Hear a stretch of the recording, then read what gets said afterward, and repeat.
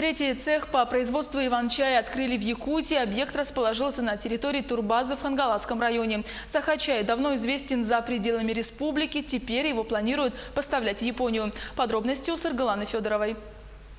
Кипрей узколистный, он же иван-чай, и кучуот.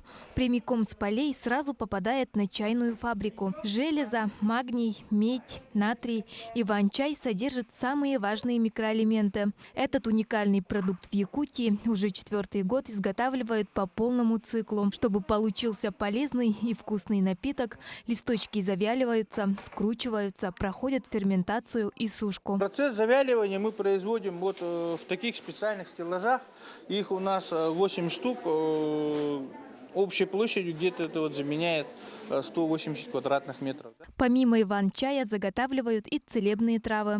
Листья собирают в лесах Центральной и Южной Якутии. Помогают ребята из стройотрядов и местное население. В этом сезоне планируют произвести 10 тонн чая – зеленого и черного. Чтобы сделать 10 тонн в сухом виде, мы должны собрать порядка 45-50 тонн сырья. Как только заходишь в цех, чувствуешь, как витает аромат цветочных полей. Изготовленная продукция на складе хранится в течение 2 месяцев.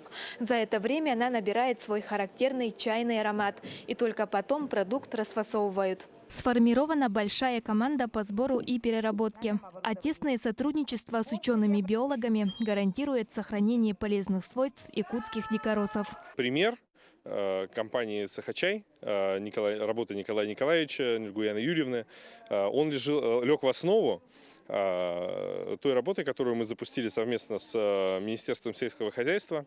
Мы запустили разработку модельных проектов, то есть проектов, которые смогут оценить выгодность, прибыльность, целесообразность реализации других проектов в сфере сельского хозяйства Якутии. Самый северный чай восхитил и японцев. На днях была достигнута договоренность с крупной японской компанией, которая сейчас прорабатывает возможность открытия продуктовой линейки на основе якутского чая. Саргалана Федорова, Илья Сыреметников, Хангаласский район.